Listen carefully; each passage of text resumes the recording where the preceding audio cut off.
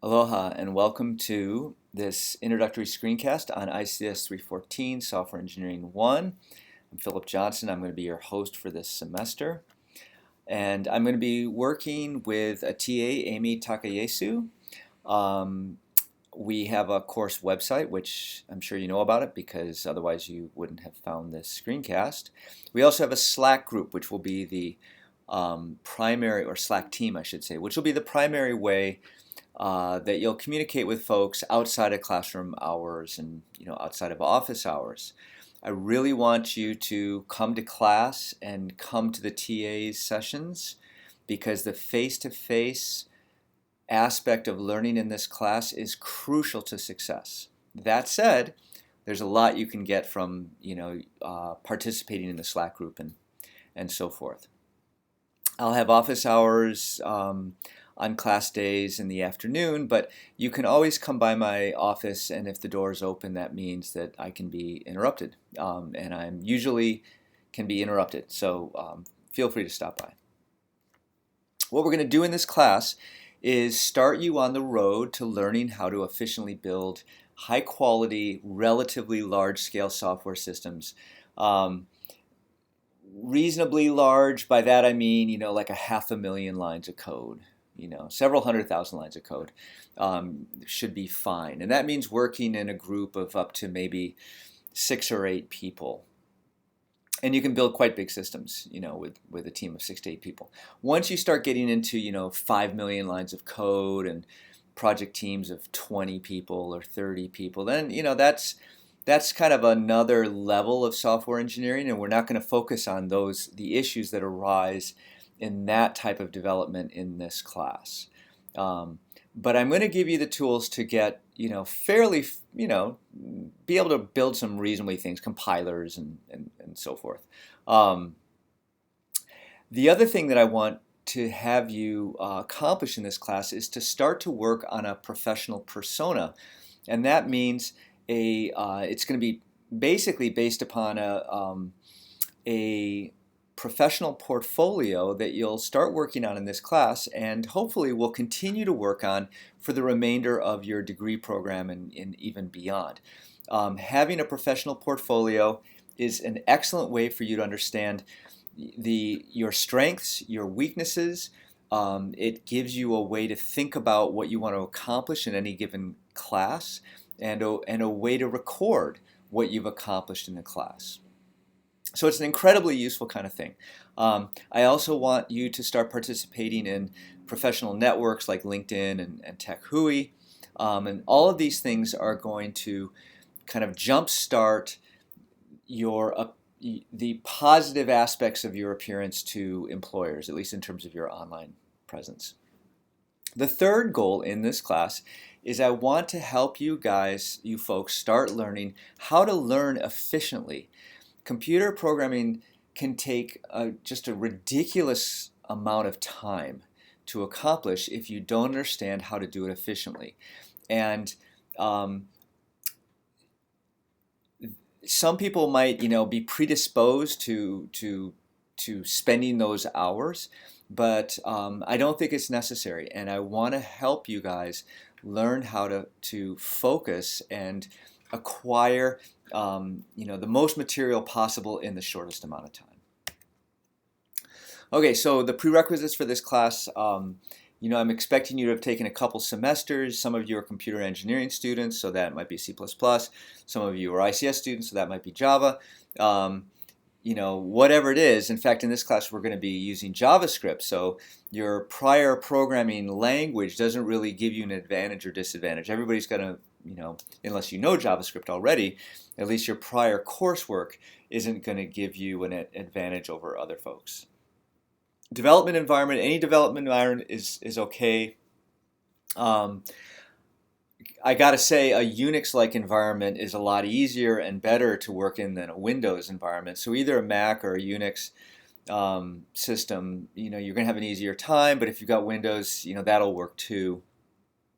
You do need to have your own laptop computer for this class. So much of the stuff that you do is going to occur in class where I'm going to be expecting you to program. So you're going to have a laptop. Now, having said that about learning efficiently, I don't want to have you guys under any illusion that this course won't take a lot of time if you can somehow be ultra efficient. It's going to take everybody a lots and lots of time to learn because I'm trying to help you guys become fluent with a wide variety of technologies and fluency, whether it be a language, whether it be an athletic endeavor, like a sport, playing baseball or soccer or swimming or whatever. You don't get to be a fluent swimmer without spending a lot of time in the pool, lots and lots of time in the pool. So please make sure that you've got the time available for this class. If you don't have the time available for this class, then please consider taking it in a different semester when you do have the time. I have a little reading about this, but you do want to have it. Your life will be so much easier if you have a developer level laptop. And here's the requirements. It's not super expensive. I'm not requiring any texts for this class, so that's saving you several $100s right there.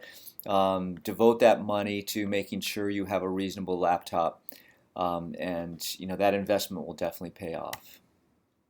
Grading, I grade on a kind of a straight scale, in the sense that if you get 90% or above, that guarantees an A. I may adjust that down, so it may turn out, if I turn out to assign a lot of hard things, then I may kind of arbitrarily decide that, okay, 85% is good enough for an A. But I will never adjust it upward. So that means that if everybody in the class gets 90%, everybody in the class gets an A. That's the way I work. I use this thing called athletic software engineering education for the first few months of the class. It's very skill-based. We have these workouts of the day. If you're familiar with CrossFit, they have this notion of a workout of the day, the WOD, which is this constantly changing activity that helps you gain wide variety of athletic skills. We kind of mimic some of the concepts from CrossFit in this class. You're going to have to do an assignment once a week, or there will be this in-class WOD. You'll only have a certain amount of time to finish it. And the goal of that is to help motivate you to learn efficiently and effectively, in the sense that you can come in once a week and do a WOD and demonstrate that you can solve a problem not only correctly but also reasonably quickly. You'll also be writing a lot in this class. Writing is an incredibly important skill for computer science and software engineering and computer engineering. And so many of the weeks of this class, there will be a writing assignment. You'll build this blog, a set of technical essays throughout the semester that will be a public record of your experiences and your thoughts and opinions about various aspects of software engineering. That can be very useful to employers who want to learn more about how you view the world. So your professional persona is your online presence that helps define what your past experiences are as a professional and what your orientations are towards technologies and so forth. And so all of these things we're going to build. You'll build some open source software that people can look at. You'll have this professional portfolio with projects and essays. You'll be a participant in various professional social networks. And really your professional persona is a career-long thing, and whether you want one or not, you will have one. What happens when someone Googles on your name? What comes up? So part of the goal of this class is for you to take control of what people experience of you when they try to search for you online. You'll be building a website that would hopefully be the first link that they find when they go searching for you, and then they click there, and then you're guiding their experience of you in the online world. Okay, finally, a few words about collaboration versus cheating. It's really simple. I want you to collaborate. I want you to talk with others, with a couple caveats. I want you to actually work with others. I never want you to submit somebody else's code as if it were your own. Okay, you can submit other people's code, but you have to document that that code is not yours. Okay, um, so particularly in the later parts of the semester, you'll be building systems that may be conglomerations of code contributed by various people, and that's okay. You just need to make sure that it's very clear who's authoring what. Okay. Secondly, we have two sections this semester. It's very important that when we do the weekly WODs, that you do not communicate with other people in the later section if you're part of the early section about what the test is. Now, this is not because I'm going to use the same test in both sections. In fact, I'm going to be very conscientious about providing different tests. But it's about the appearance of giving other people an advantage. Okay, it kind of pollutes the learning environment when certain people are feeling like they're getting a leg up on others because they're getting access to information that other people don't have. So just keep things fair. Do the kind of the obviously appropriate thing.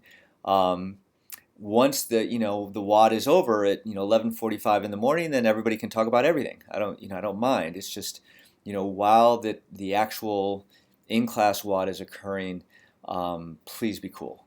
Okay, I've never had it's been more than a decade since I've had any problems with cheating. So I don't stress out about it, but I really react strongly to the occurrence of it. So if the other thing I want to mention here and make really clear is, if you're worried that you're cheating or that you've done something that may potentially be construed as cheating, then come talk to me about it. Okay? If you're proactive about, hey, I just did this and I realized, man, maybe this crossed the line from collaboration into cheating. What do you think? Come talk to me about it. And if it's that kind of situation, then almost by definition it's not cheating anymore, because you are discussing, you're open with it about me. It might have not been the right thing to do, but it doesn't lead to the kind of traumatic consequences that would occur if you tried to keep it from me. So discuss with me these collaboration versus cheating things if you feel there's an issue, and then in all cases I feel like we can find some reasonable accommodation for whatever happened. But if you deliberately try to pull one over on me and I find out, then it won't be good for you. Okay. Kind of ending on a bummer note. I don't mean to do that. Actually, what I'm really hoping is that all of you will learn a tremendous amount from this class. I have a pretty good track record of people coming out and go, wow, I really learned a lot of great stuff. I find that the material in this class is really fascinating, really, really useful to you, not only professionally, but even in your other classes. I hope that all of you will do better in the remainder of your degree program because of the experiences in this class. That's my goal, not only to teach you software engineering, but to teach you about how to be more successful in this career. Talk to you soon.